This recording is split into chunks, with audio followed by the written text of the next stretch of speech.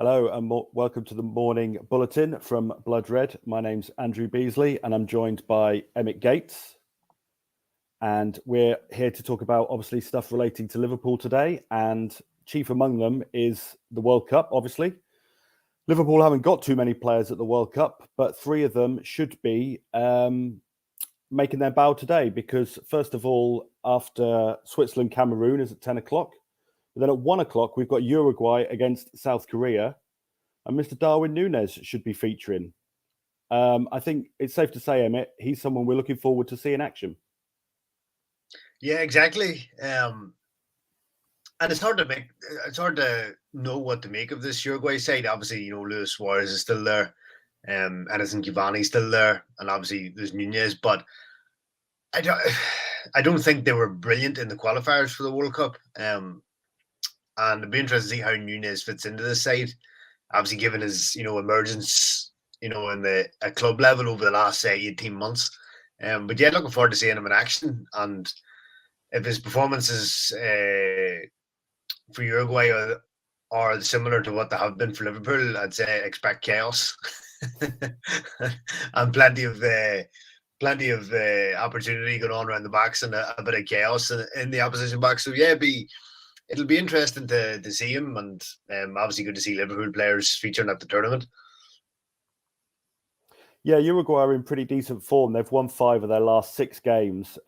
They did lose to Iran, which looks like a strange result now when you see how England got on against them earlier this week. But I think Uruguay, a lot of people might consider as something of dark horses, bit of a cliche, but to perhaps go to have a decent run in the tournament. I mean, what do you think sort of fair for them? Sort of quarterfinals? Can they go further than that, do you think? Yeah, I mean, their group is a pretty evenly balanced group. There's South Korea, Ghana in there, if memory serves. Like that's not an easy group to get out of. So should they get out of that group? Yeah, I mean, I think quarterfinals would probably be a really good achievement for Uruguay because I don't think they're as good as they were maybe 2010. And as you say, they're always kind of labelled with that, dark horse tag. And it never really kind of comes to fruition. The only year maybe that it did was 2010 when they reached the semi-final. But I do think they could make a decent run should they get out of this group. But this group it's probably one of the better groups, I think, in the tournament because you've, 4 decent teams. So yeah, it'd be interesting to see how things pan out, come the end of the group stage. But yeah, I do think, Uruguay should have aspirations of at least getting to the quarterfinals or around the 16. But as you said, losing to Iran now, doesn't look so good, does it? No, it doesn't. And obviously they're going to come up against Portugal. Diogo Jota sadly injured, so he won't be taking part. But it's interesting to wonder how the Cristiano Ronaldo sideshow might sort of affect them. I mean, if they don't really play him, then obviously it shouldn't really matter. But I think there's the possibility for them to have a few issues. Yeah, I mean, you think from Ronaldo's perspective, he could have timed this all a little bit better. Maybe wait until the tournament was over before giving that interview with Piers Morgan and burning bridges with Man United and then getting his contract, absolved. But yeah, like it's hard to know whether all the Ronaldo hysteria will affect Portugal's game, or it could just be maybe they'll form a siege mentality, tune it all out, and you might actually see Portugal make a decent run.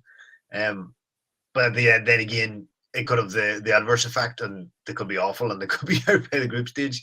And obviously, Diogo Jota would have been there, but he's not there because of his calf injury. So, yeah, I mean, I don't know what to make of this Portugal side either, to be honest. I think they're a bit like Uruguay. Maybe their better days are just slightly over the hill at this point. And obviously, with Ronaldo, he's nearly 38 now. So yeah, it's Portugal are a tricky one to call. I don't really. It's kind of like I said, it's a very evenly balanced group. I don't think you could definitively say, this team is going to win the group and this team's going to be runners up. It actually makes it a lot more exciting, I think, rather than in some of the groups where you've maybe 2 or 3 strongish teams and then one team that there just to make up the numbers. So yeah, I'm looking forward to this group. Yeah, it should be good. I think Portugal are an interesting team in that they've obviously got a lot of very good players, but they never seem to be that good. At least when I see them as a team, they're perhaps a bit less than the sum of their parts. But there's certainly in the interest of Portugal and Uruguay to try and top the group, because whoever finishes second will almost certainly have to face Brazil in the next round, because Brazil very strongly fancied to top their group.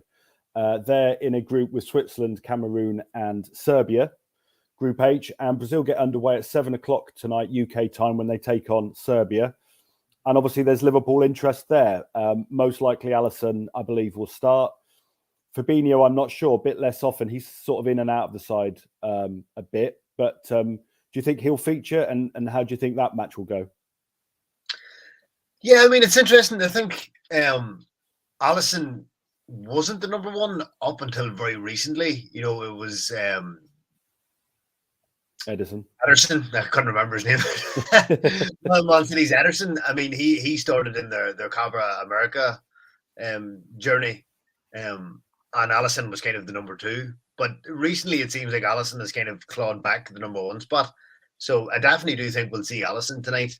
But Fabinho, I think he is kind of third on the ladder in terms of central midfield positions. Obviously, you're Fred and Casemiro, and even to the extent Lucas Paquetá are kind of, you know, higher up in the starting, you know, in the packing order for a starting position rather than Fabinho. And considering Fabinho's patchy form for Liverpool this season, it's kind of understandable. And I think you know, at club level, you see Fred from Man United getting a lot of abuse. But I think when he's in Brazil colours and he's in a midfield that actually functions, as opposed to what he's used to at club level, Fred's actually he's a very good player for Brazil. And him and Casemiro, I think, complement each other very well. And basically, Fred can get the ball and give it to Neymar or Vinicius Jr. or whoever Brazil have. Whereas at United, he didn't have those options. So the Fred for Brazil is very different from the Fred for Man United. And obviously, Casemiro, you know, his track record speaks for itself. So I don't think I'd say if we are going to see Fabinho, it will be maybe a cameo last 15, 20 minutes. Maybe if Brazil are winning and, you know, they just want to rest players. Although in saying that, with the amount of stoppage time that games have been getting at the tournament, he could still get a full half. Yeah, that's true. I mean, I could see him. They've got Serbia, then Switzerland, and finish with Cameroon. I mean, I think if Brazil win their first two games, then perhaps Fabinho starts the Cameroon game. It might be something like that. Yeah. In terms of their attack, I mean, I was initially surprised that Firmino didn't make the cut. He's had a good start to the season, certainly in terms of scoring goals at least. And it seemed odd to me that he wasn't included. But when you actually look at the players they've got, I mean, they must have the best attack in the tournament, don't they? Yeah, exactly. You know, I did a piece for Liverpool.com when the Brazil squad was announced, and it was basically around the premise of how could Firmino be left out. But then actually when I realised who Brazil took, I'm like, all right, yeah. Because I actually didn't realise their attack was that strong until you kind of looked at, you know, who they brought, and like, oh yeah, well, you know, Firmino was in good form, but a lot of, you know, who Tite brought, they're younger, arguably in better form, the majority of them, and you know they all fit a system. So yeah, I mean it was hard, I think, on Firmino to be left out, but when you realize who Brazil have brought to the tournament, you kind of realize, yeah, you know, it was a tough decision, but probably a fair decision.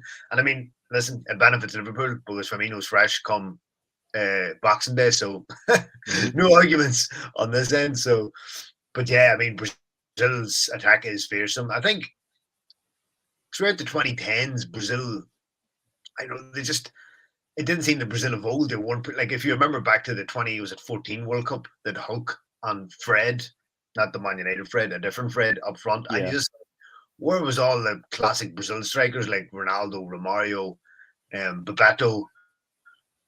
But now they seem to have created maybe not so much strikers. I mean, Gabriel Jesus is in brilliant form for Man City, but in terms of attacking midfielders, you know, you have Neymar, obviously, Vinicius Junior, Rodrigo. It's a very fearsome attack, and I fancy the Brazil or France to kind of go all the way, to be honest.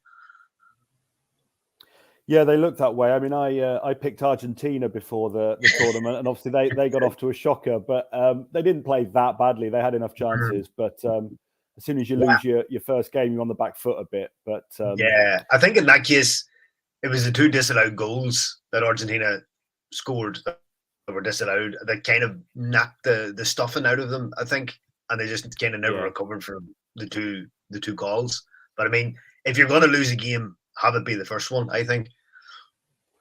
Yeah, that's true. There is time for them to recover, but yeah, the pressure will be on same on them and Germany after yesterday. I think Germany are in real trouble of possibly going out now, because if they lose to Spain, they're probably as good as out, really. So yeah, exactly. Yeah, we'll have to keep an eye on that. But yeah, it should be quite an interesting day in the World Cup today. Obviously, there hasn't been too much Liverpool-related action so far. Konate played for France. Van Dijk played for Netherlands, but the 2 English guys stayed on the bench. So we hopefully see 3 Reds in action today. And whatever happens, obviously, Emmet, I, and the rest of the team will be here to cover it. And we'll be back with another morning bulletin tomorrow. Thanks for joining us.